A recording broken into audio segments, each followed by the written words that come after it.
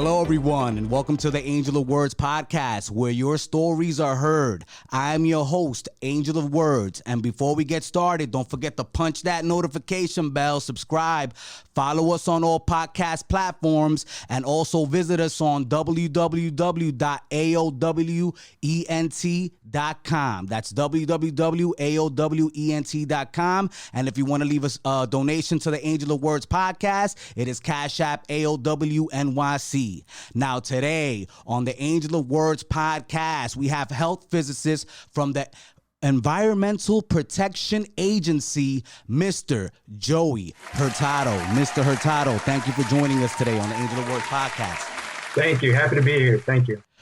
Man, it's a pleasure. And I'm going to be honest with you, Joey, man. Before I came on the podcast and, I was talking to the lady who linked this up, Miss Linda Monteroso, who is a clinical research expert. And she was on my podcast, episode 16 last season. I was excited because I thought, oh, man, did I meet the guy that's going to tell me why it takes me 3 weeks to lose a pound? But no, that's not what you do as a health physicist. So anybody who thought that was going to be the case, sorry, we'll have another podcast down the line for you.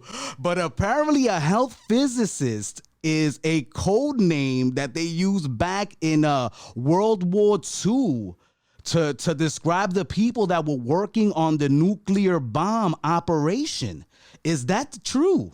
Yes, that's a fact. Yes, because of their...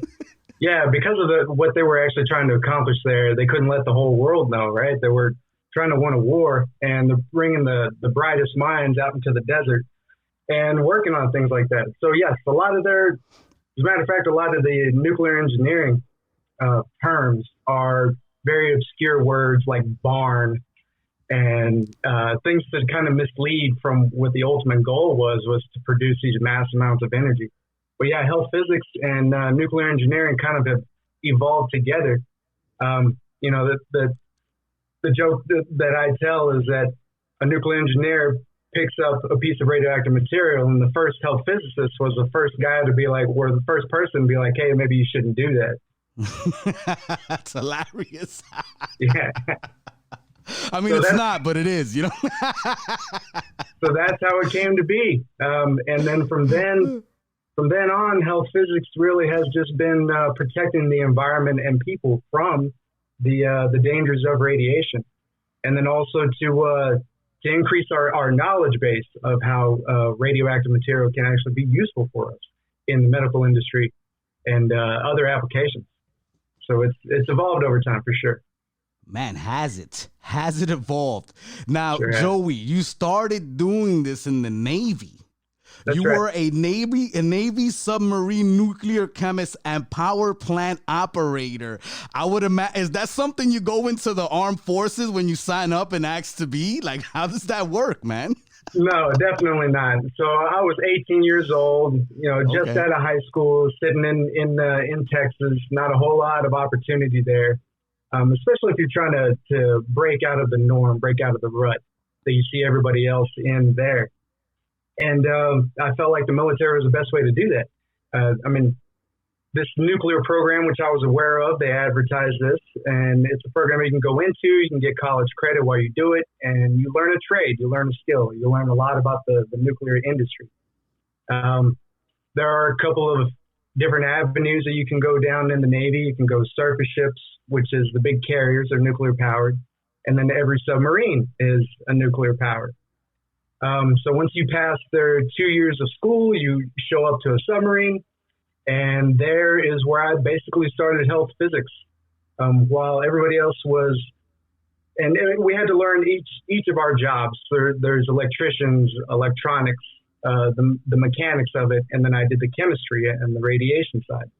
The chemistry and radiation side is to make sure that the power plant water that's circulating through there was in good standing, and that it was not going to corrode anything and potentially cause a leak, right? Safety is key there. And then also to protect the workers that are going up and around the reactor while it's operating. And so you have to measure the amount of radiation that each person receives and whether they're close to getting a dose, right? Whether it be just higher than normal dose. And what that allows us to do is lower the risk of any adverse effects that this radiation may cause. Yeah, and that's how I got started in the Navy. Joy, what's a normal dose of radiation, my man? That's great. Like what's below, like what's like the the threshold there? Right. So there is natural radiation everywhere. We get it from the sun.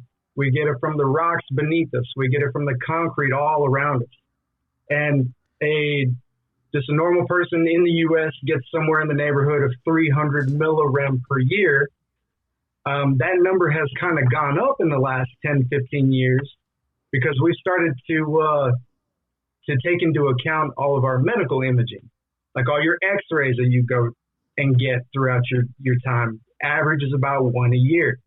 So that background radiation that everybody gets, those numbers are increasing, but there is an acceptable amount of radiation that pretty much everybody on the planet will receive. Wow, that is insane. So where are you splitting the atom on the actual submarine? And what kind of submarines were you on? The ballistic missile submarines, attack submarines, missile submarines? Like, or were you on all three types of submarines, yeah. Navy submarines? Right. So of the two different types of submarines, I was definitely on both. I was on two fast attack submarines. Long time ago, the first one I showed up to in 2004, back in 2004 in Hawaii. That was my first one. Then I went to a ballistic submarine, and then back to an attack sub. Did that for 14 years total, and it was interesting. And you're involved. You're so involved in the job every single day. You wake up and it's reactor operations. You go to sleep and they wake you up, reactor operations. So it's just the repetition. You get a lot of experience out of it, that's for sure. And you just there monitoring the silos, man, just like making sure that everything's working appropriately. Like that's such a big responsibility, man. Were you ever nervous at any point? Yeah, of course, especially first showing up. I mean, you don't know what the situation is going to be. But then after you learn, right, that once you get rid of that veil of not knowing, that ignorance, and get past that, then you start understanding it and you start respecting it. On the attack submarines, all of the power was generated by the nuclear power plant. And so it was just steady state operations, right? Not a whole lot changed. But we did have to walk around with our radiation monitors, make sure that everybody was still safe, that there was no cracks in the shielding, that the reactor operations are going smoothly, and that you're not losing control of that nuclear reaction inside the core.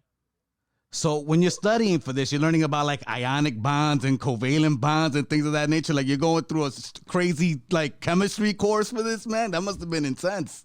Yeah, it was. In those 2 years of going to school, it really did feel like, 4 to 6 years worth of information being crammed down your throat, because they're trying to get you out there and working on these plants. So I mean, it's everything. You start out with basic mechanics, fluid flow, fluid mechanics, heat transfer.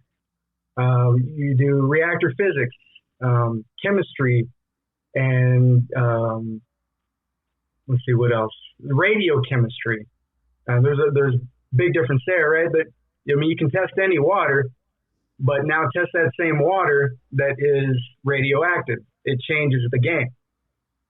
So I mean, they teach you from the very beginning. It's how the atoms are split or being used. How our fuel, the certain isotope of uranium, is going to be used for fissioning, and how much energy that produces, and how to control the reaction. Basically, just to get rid of that fear that everybody has when you hear the word nuclear or radioactive.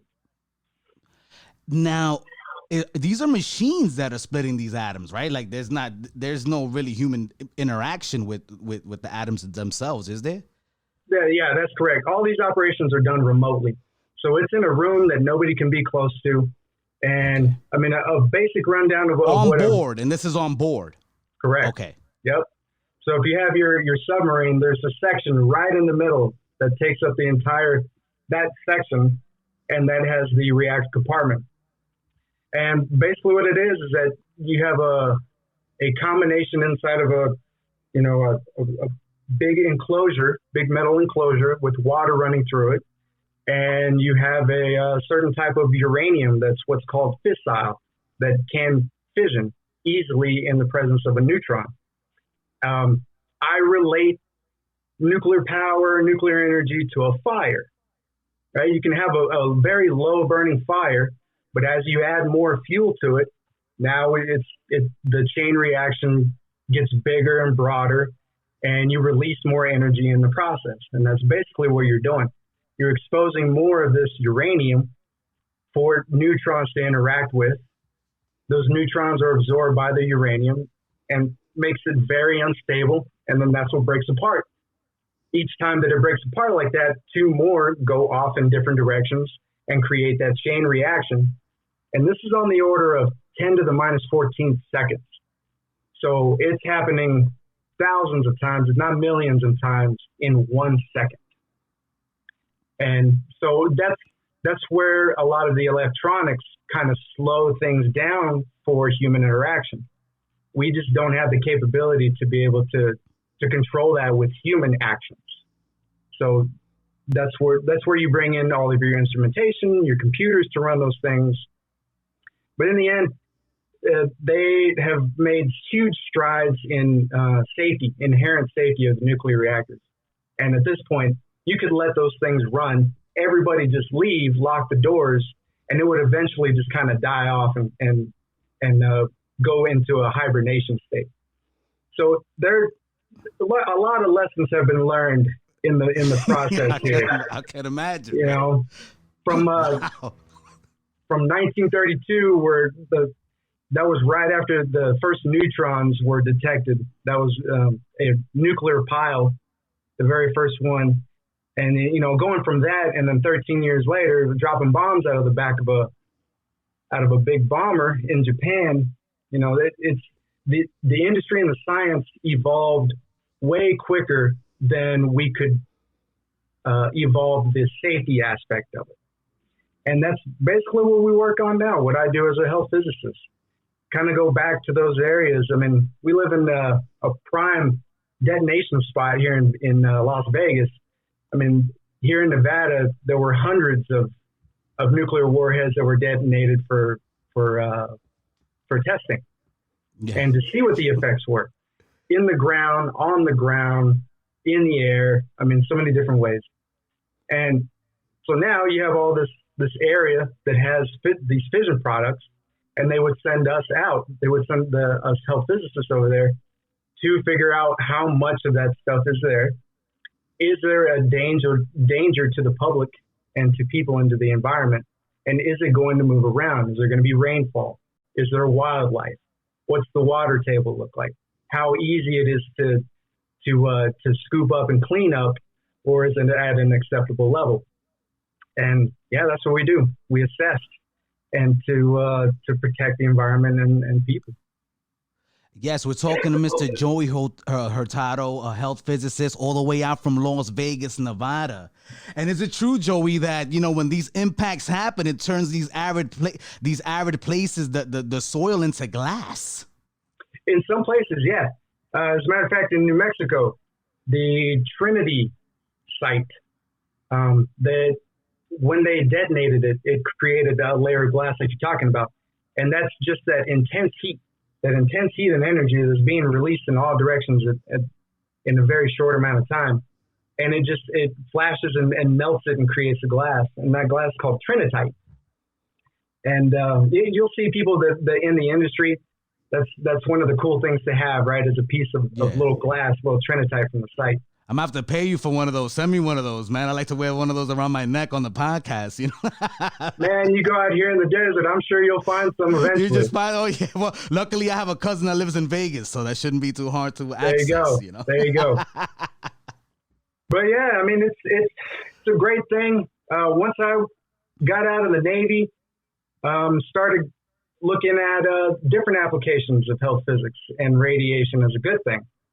And then my first job out of the Navy was at St. Jude as a health and safety. So they do a lot of research there. And so they use a lot of radioactive And St. elements. Jude is a children's hospital out in Memphis, Tennessee. Am I correct? Yes. Well, yes, they're all correct. over, but that's like the one of the main ones, like one of the flagship St. Jude's, if you will. Right. That was the original St. Jude, was there in Memphis, Tennessee. Okay. That's right.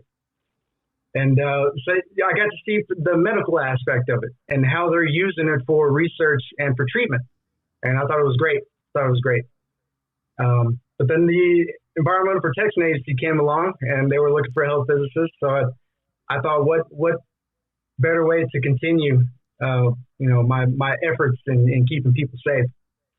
So yeah, that's what I do now. Well, I'm part of Joey. Oh no, go ahead. You're part of the.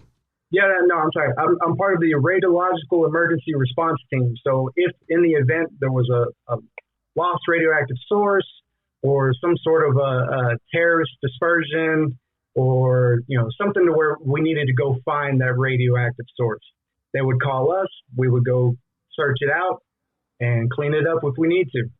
Wow, infantry status, man, for radioactive detonation, crazy.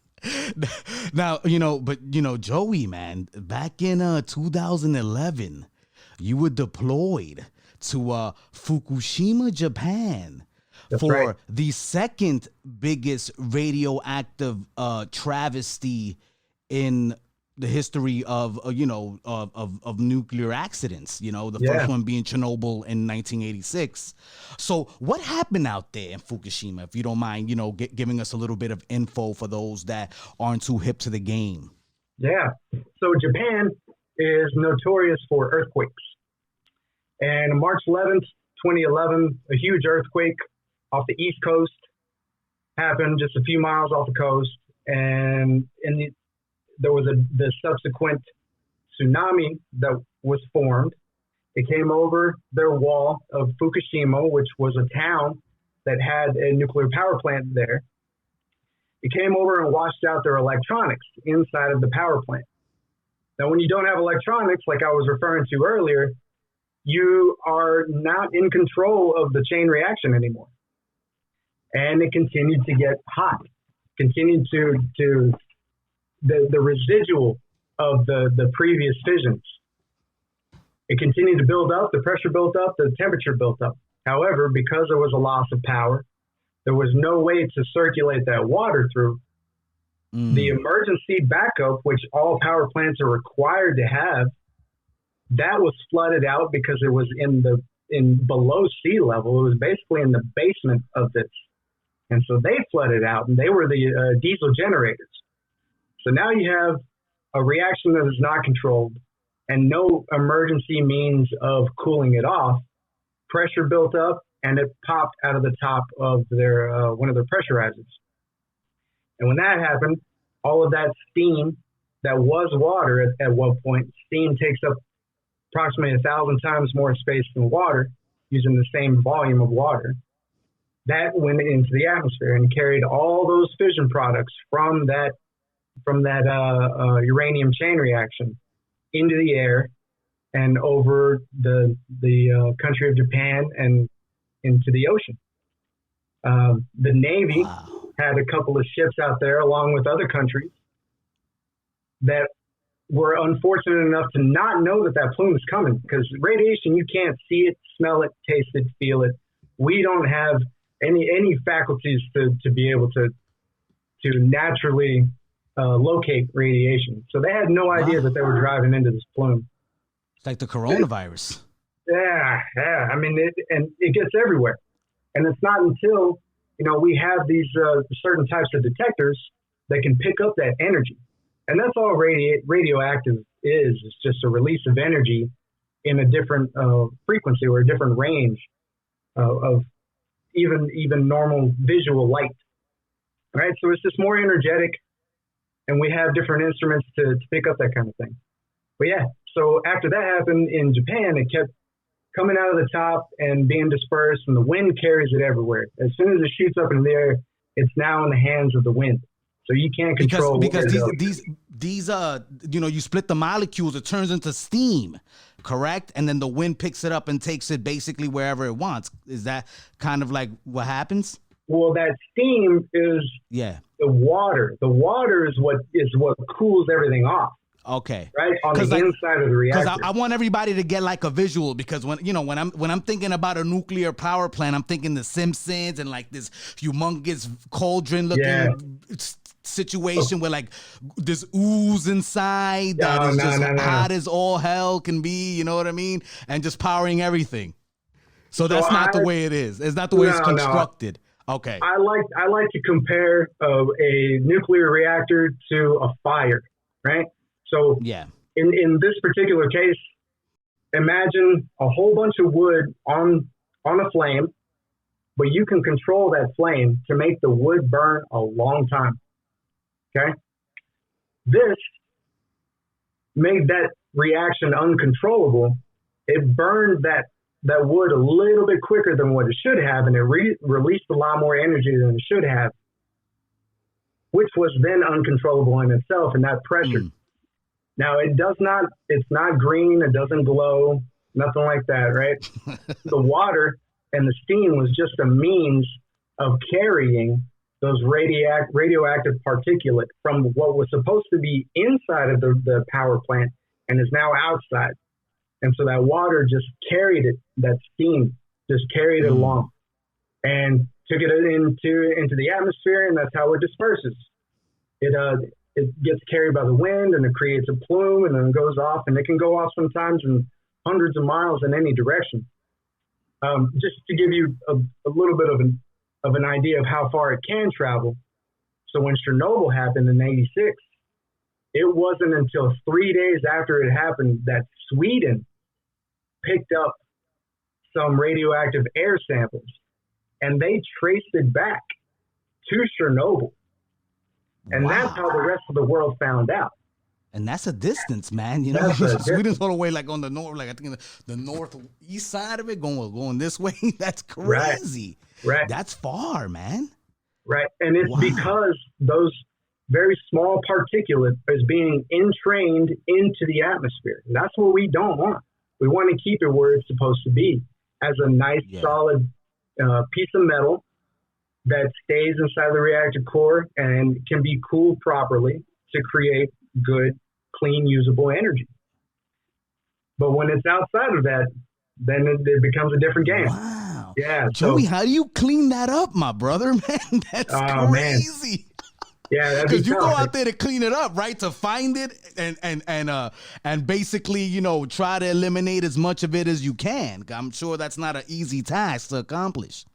Well, it's still going on. People are still over there cleaning stuff up because of that event. Yeah, 10 years. It was a 10-year anniversary just a couple of weeks ago. So, yeah, when I was fortunate enough to be sent out there while I was still in the Navy.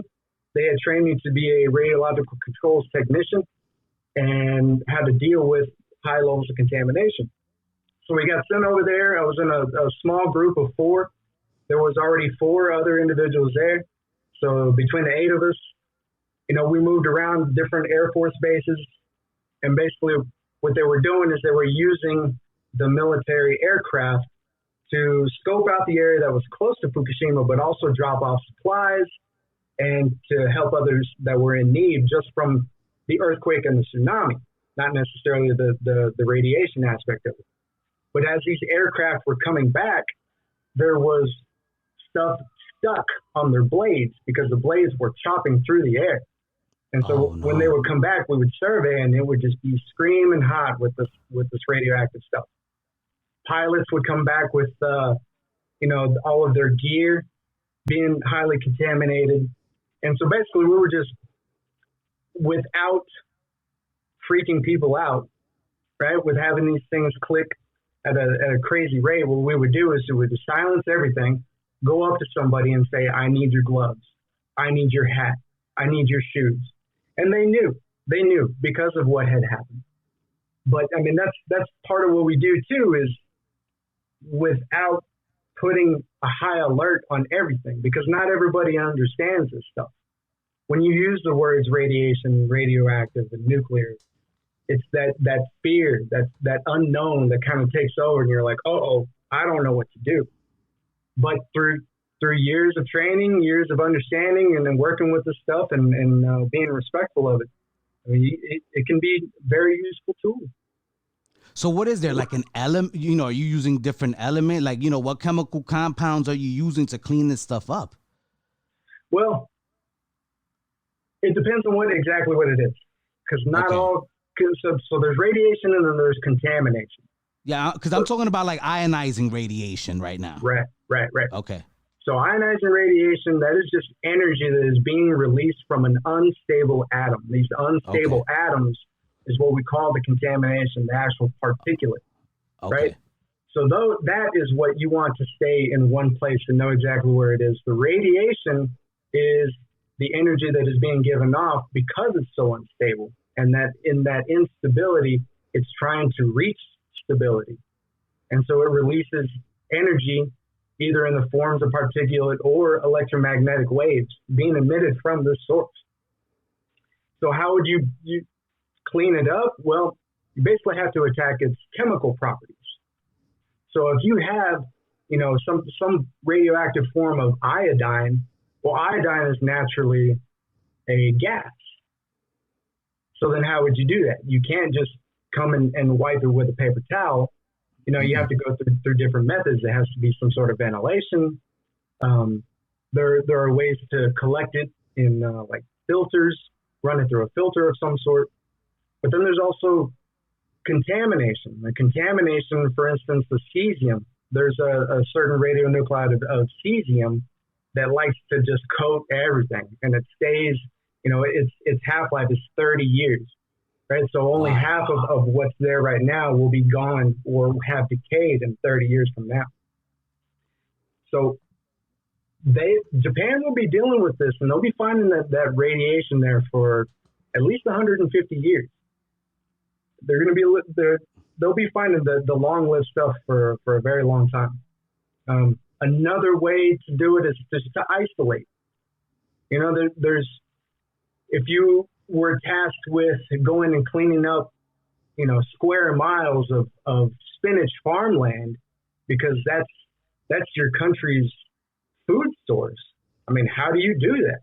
Yeah. Right? So you actually have to set an acceptable limit. There's no way for you to be able to get rid of it. There's no way for you to be able to clean all that up. Wow.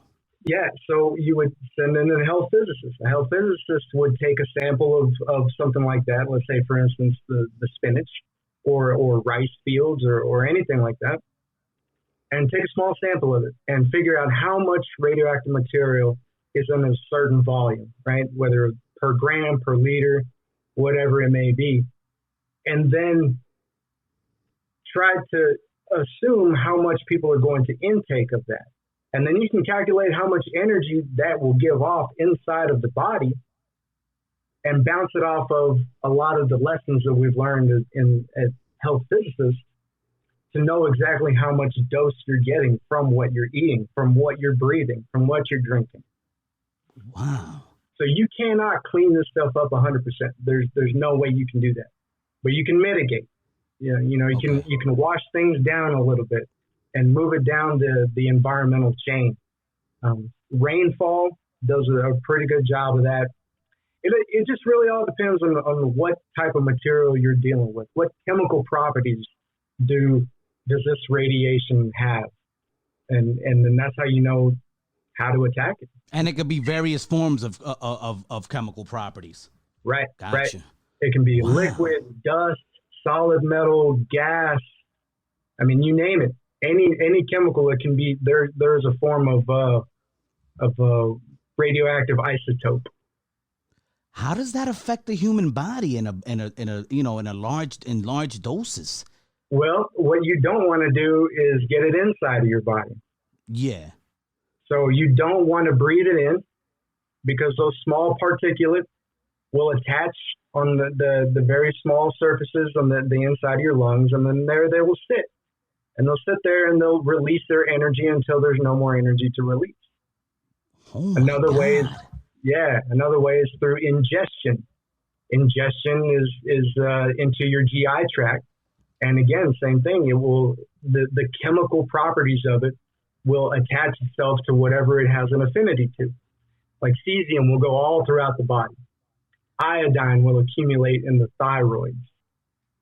There's a couple other radionuclides that are used because they have an affinity for certain organs, and they'll go there, and it's because of their chemical properties.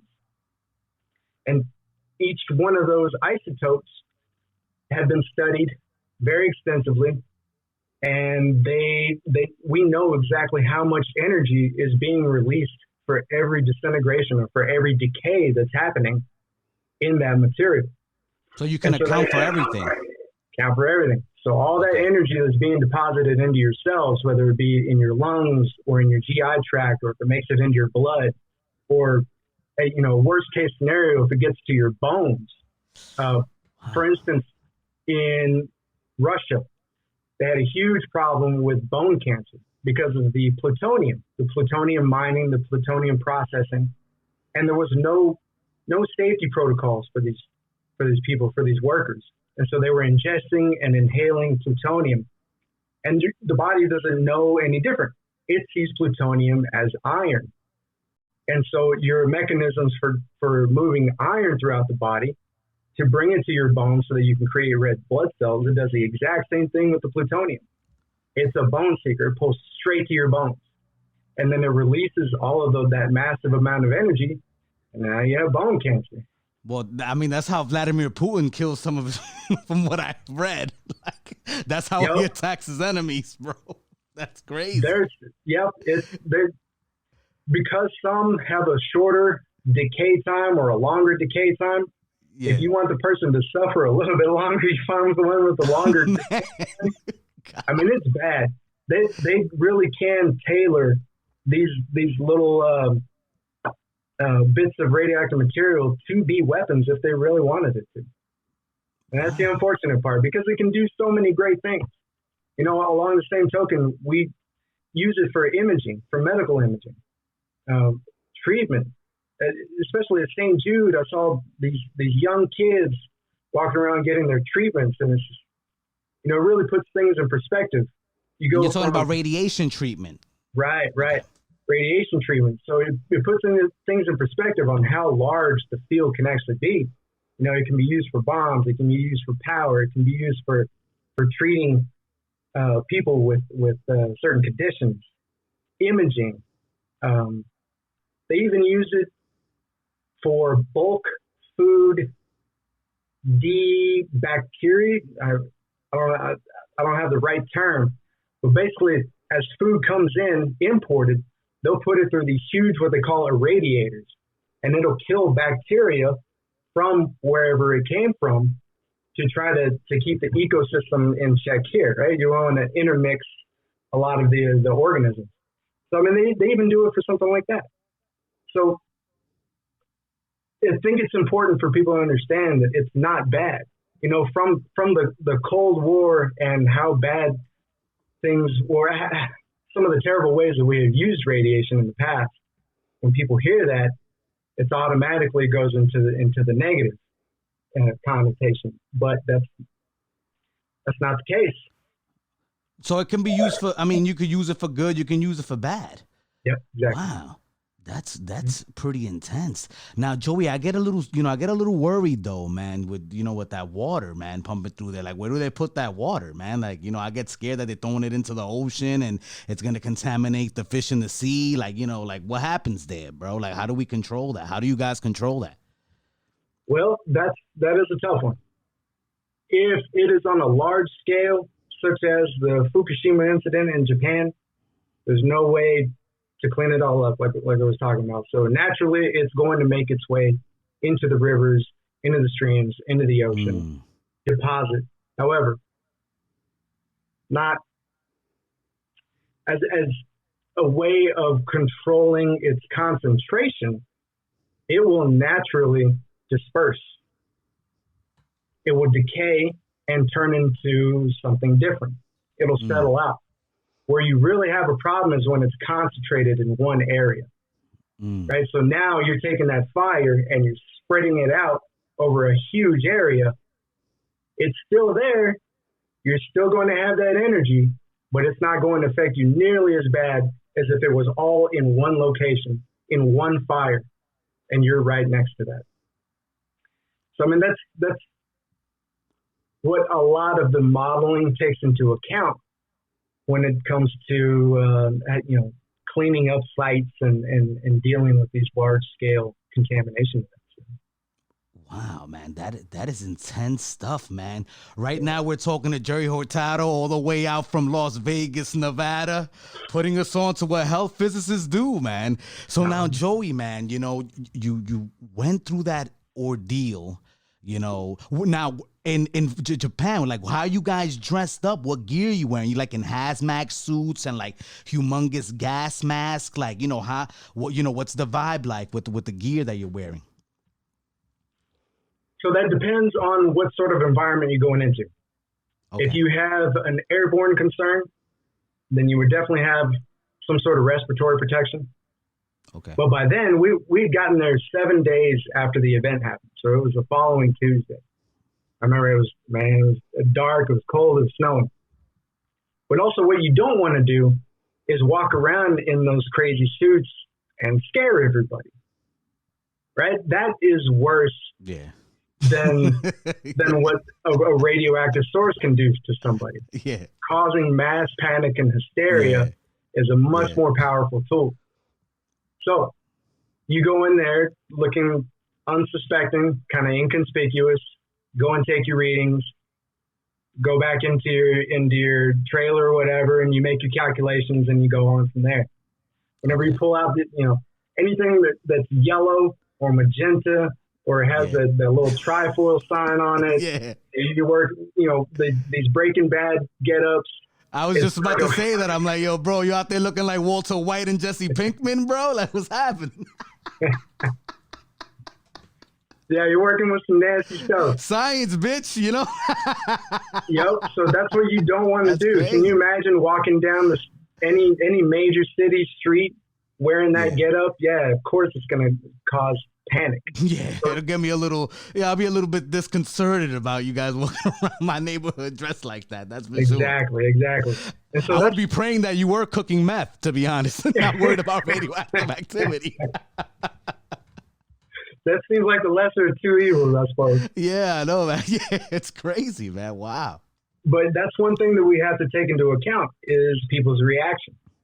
Yeah. So as a member of the EPA, if an area wants to take some surveys in a neighborhood, for instance, because they suspect that there was some processing back in the 50s, 60s, before all of these regulations were put into place. So they would call us in and we would do those surveys. So what happens when one of the people that live there in the neighborhood comes up and asks you about it? Well, you can't say, hey, I'm looking for radioactive material that was dropped here about 50 years ago and you've been exposed to it. No, you can't say that. Nah. Right. But what you can do is, let them know or ask them questions, get them involved, get them talking about it. The more people feel involved, like they're part of the process, they're more willing to learn. So you have to take that into account. You have to take the people aspect into it. And you can't go in just full force. Yeah, no, you got to be discreet, man. You got to take, exactly. How you say, rub it in slowly, Right. I mean, one of the things we used to say on the submarine was, man, if people don't know we're here, we're doing our job. There you go. Go. Now, Joey, you studied 2 years, you said, while you were in the Navy Academy, I would imagine, right? You said the Navy Academy? It was what they call power school, nuclear power school. Nuclear power school. Then you went to Idaho State, right? And you became a health physics technician? Yeah, so that was just while I was going to school. It's like a bachelor's kind of degree situation, So I finished my bachelor's while I was still in the Navy. Got a nuclear engineering bachelor's from Thomas Edison State University. And then got out in 2016 and went to Idaho State in Pocatello, Idaho, and got a master's in health physics. Got you. Okay. Yeah, by that point, I knew that I wanted to get into the health physics realm. Fukushima in Japan definitely changed my view on things. It changed how I wanted to pour my efforts into the field. I knew I didn't want to be stuck on the submarine anymore, and so that was a way out. Got to go to Idaho for 2 years. It was a great school. Got a great education. While I was working there, while I was going to school there, I also worked there as a technician. They have an accelerator. And one of the major projects that I worked on there was we would take this large chunk of zinc and we would hit it with some high energy electrons somewhere in the 8 to 20 MeV range, and it would create copper. This copper has a certain isotope, copper 64. A certain percentage of it is copper 64. Copper 64 is used in the medical field as a treatment. It has a short decay time and high energy output. And so that's what one of the things that school would do is they would create this copper 64 and send it off to whatever medical facility needed to use it. And what kind of treatment do they use the copper 64 for? Do you know? You got me there. It's all good, man. You know. Yeah. All I know was we had to time it precisely with how long it was going to take to get there, and so what sort of energy or how much it was going to lose by the time it got there, and if they ordered a certain amount, right? They ordered that fire to be a certain intensity. Well, you have to make it larger in order for it to show up in that condition, right? And as a health physicist, you're watching the operations of creation. You're watching the operations of the separation of the 64 from the rest of the zinc and the other copper that's being created. All the cleanup that's involved whenever you pull this thing out of the target area for the linear accelerator. Shipping is huge. You got to put it all kinds of labels, letting everybody know what sort of material you're transporting here. And so as a health physicist, I mean, it's more than just one thing. It's a very wide field to get into. I don't know. Man, that sounds, I'll be honest with you, man, that sounds like a lot of fun, man. It is a lot of fun. You know what I'm saying? Like, you're doing some real stuff here, man. You know, this is like really intense, scientific things that are literally changing the globe, not just America, changing the globe, man. You're helping save lives. This is pretty dope, man. I got, kudos to you on that, man, for sticking with it and finding that passion, man. Like, and that's something that I like to talk about here on the Angel of Words podcast, Joey, because, I was doing a little research and, you're a unicorn, man. You're like a pioneer. You're one of the only 4% of people of like a Hispanic origin that are in the field that you're in.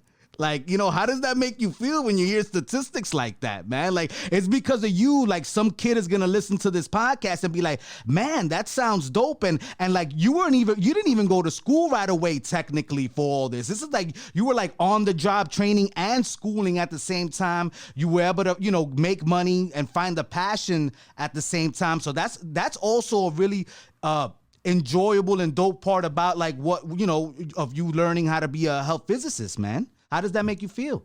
Yeah, absolutely. So it is encouraging, I think, to have a platform like this, to get the word out, to be able to talk to people and let them know what is out there, especially younger. I don't know of any 17 or 18-year-old that knows exactly what they want to do. And if they do, they're very lucky. And so I got into this. It was just a series of random events.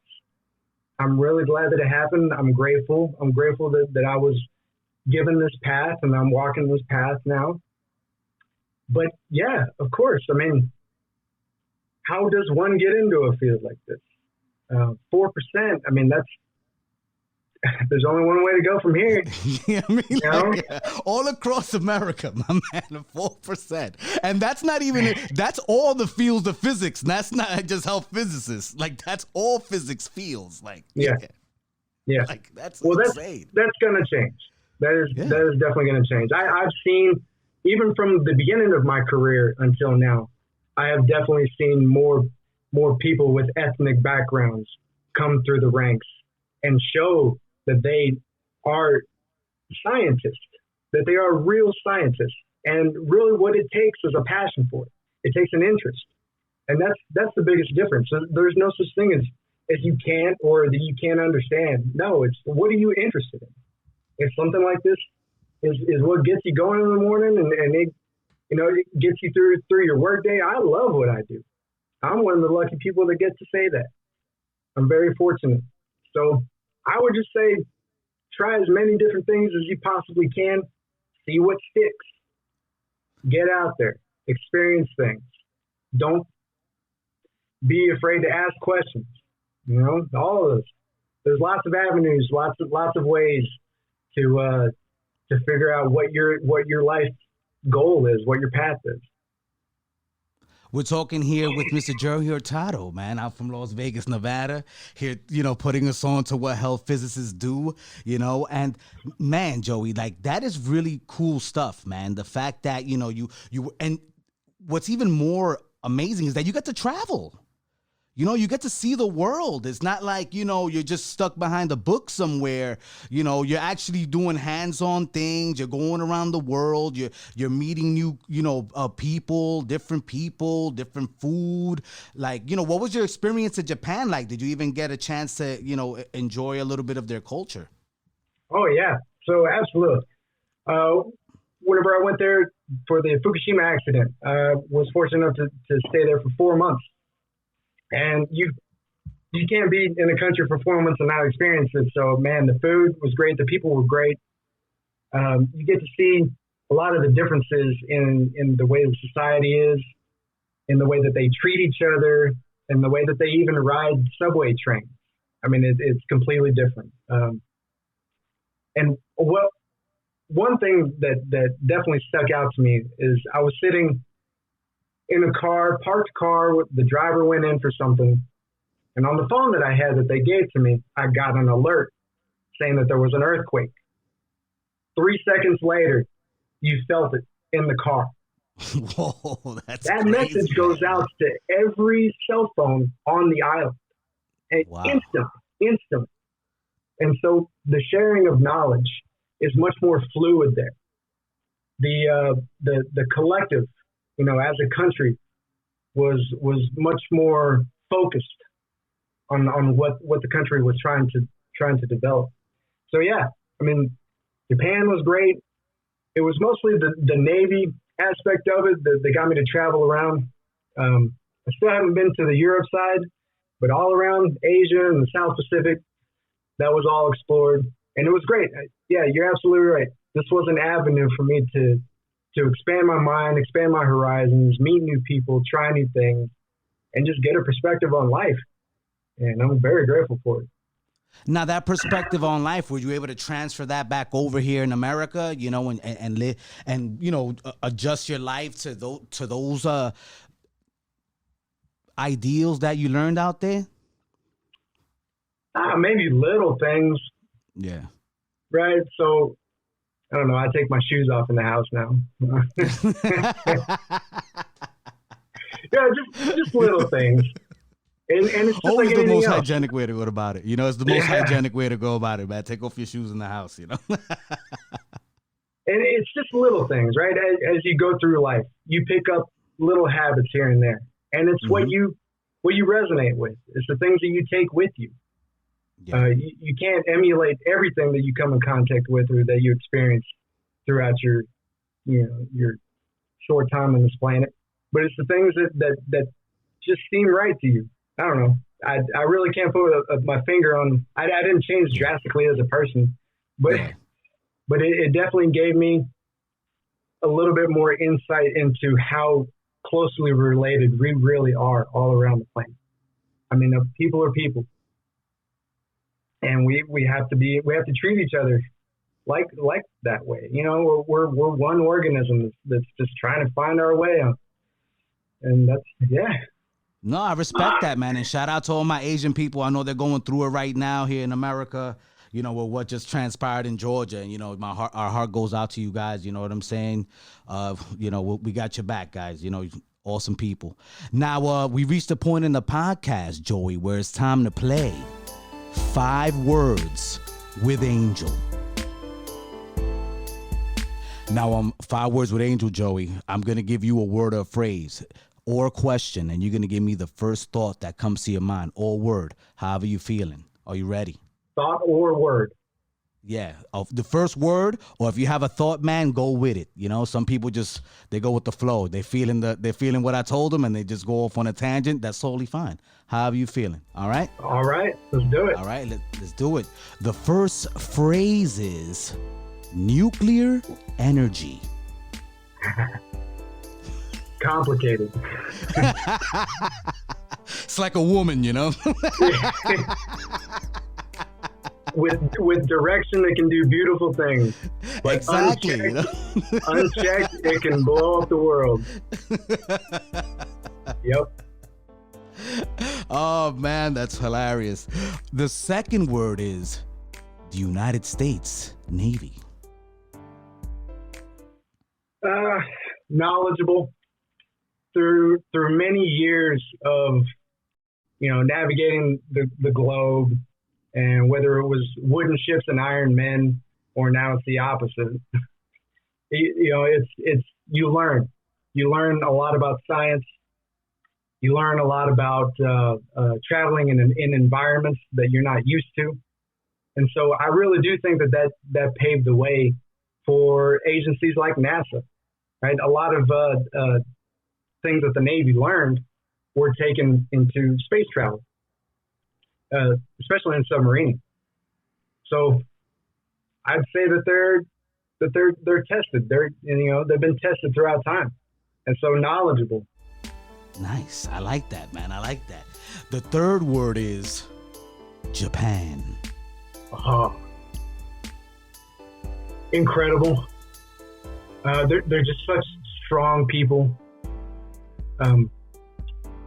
For instance, I remember walking through Tokyo, and there was a crack that had happened a couple of weeks prior from an earthquake. And I was in the same area just a week later, and everything was completely fixed, like it never had happened. They know how to come together for a common goal, and it shows a lot of strength and a lot of hardiness as people. They definitely set aside a lot of differences amongst themselves. So strength. That's beautiful. Number 4, I know something you were really used to, covalent bonds, you know?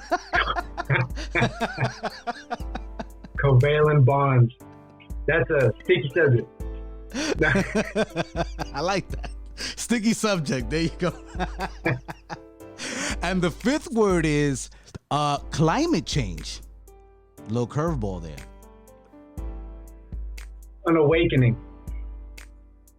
I think that it really is, once we shift our understanding of things and implement more science into how we try to understand the world around us and our impacts on this world.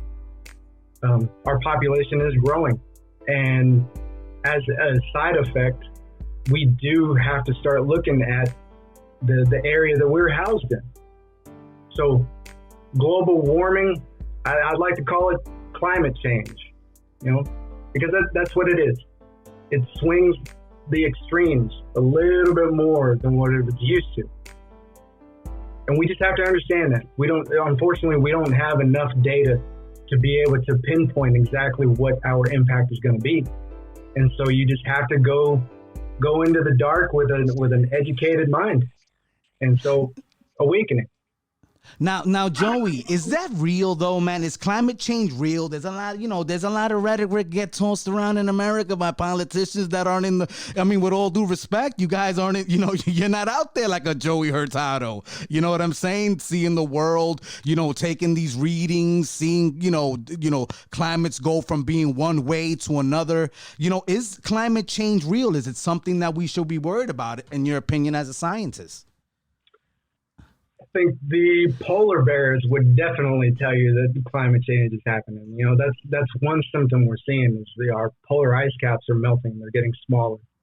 And those areas are now becoming harder for the indigenous life forms to continue to live there. Now, that's one way. Another way that you can tell is coral reefs. The Great Barrier Reef is dying. Just because of a 1 or 2 degree increase in seawater temperature that allows more carbon dioxide to be pulled from the atmosphere. And that changes the carbon dioxide concentration in the water, and it's choking out square miles. I mean, hundreds of square miles, maybe even thousands of coral. And hurricanes are getting stronger every year. And that's because of those warmer temperatures in the water. It allows it to build up more strength. And so, is it real? Evidence seems to point to yes. Okay. Just little old me can't tell you yes or no, but yeah, evidence says yes. So what if you were a gambling man? You would probably bet on yes, is what you're saying. But right. We don't gamble here on the Angel of Words podcast. So maybe a little, but yeah. Well, we do here in Vegas. Exactly. And whatever we do there stays there. But yeah, but that's it's good to know because there's such a big debate. And when I hear about icebergs floating all the way up to the tip of Argentina, I'm like, I don't know if that's supposed to be happening. You know what I'm saying? Like you spoke about the coral reefs. I mean, that could damage the whole ecosystem. You know what I'm saying? You get, you have people that, fish that prey on other fish that it is just a chain. Anybody that studied, biology and science, they know that, it becomes a chain. And if we don't have things, that chain intact, everything can break. Mm-hmm. It's a long, complicated equation that can be thrown off balance on either side of that equal sign. Mm-hmm. And that's kind of what we're doing. We're changing one small portion of it, whether it be carbon dioxide production or plastic in the environment. These are all things that have the butterfly effect, the ripple effect throughout everything, and it changes those parts of that equation. And every action has an equal and opposite reaction. Hey, man. So isn't that the first rule of physics or chemistry? So what you put into I'll never forget that. That's something I'll always remember. No, you're right. Yep. You get out what you put into it. So we just have to be smart. We have to be smart about it. We have to educate our children. We have to, get more into the science aspect and really understand why things are happening the way they are. Yeah. And what do you say to those that don't believe in science, man? There's been a lot of those people, popping around the last 2 years, brother. Well, regardless of whether you believe in it or not, facts are facts. Apparently you can make up your own facts nowadays, and they're just as right as anything else. It's so crazy. There's a difference between facts and truths. Facts are real. Everybody has the truth. Ooh, I like that, man. Spitting facts here, Mr. Joey Hurtado. I like that. Now, I want to get back to nuclear energy, Joey, before we end the podcast, because, 20% of America's energy comes from nuclear energy. Nuclear energy has 0 carbon dioxide emissions, as we all know. Why don't we have more nuclear energy? Is it just about the money that fossil fuels produce for all economies around the world? That is one part. That's correct. It is much cheaper to pay workers to go and mine coal and to suck oil out of the Earth's crust. It's much cheaper that way. I think another major aspect into why we don't have more nuclear power are incidents like 3 Mile Island, incidents like Chernobyl and Fukushima. And because of it, any petitions to create new power plants now are met with fierce opposition, whether it be from states or from the public or from certain organizations that are trying to, with good intentions. But again, it's that lack of knowledge. They hear nuclear, they hear radiation, and all of a sudden automatically just wants to be shut down. So that's another aspect. There's the financial, there's the people, the humanity side of it. But then there's also the waste that's being generated. We don't have a good method of getting rid of the waste from spent fuel. We just keep pulling them out of these reactor cores, and storing them in cement off in the desert somewhere, burying them in a hole. Well, eventually, those holes get filled up. And then as populations grow, and these locations for these long-term storages is far enough away from everybody in a place where basically is cut off from environmental pathways, rain, water table, livestock, wildlife. So basically out in the desert somewhere, out in a very dry area. But we just keep piling it up. There's no good way to process it. There's no good way to change its properties so that it is not just a huge radioactive pile. So financial, humanity aspect, and waste generation. I'd say those are probably the three largest factors into why we only use 20%. Wow. Well, Mr. Joey Hurtado from the Environmental Protection Agency, health physicist, it has been an absolute wonder to have you on the podcast.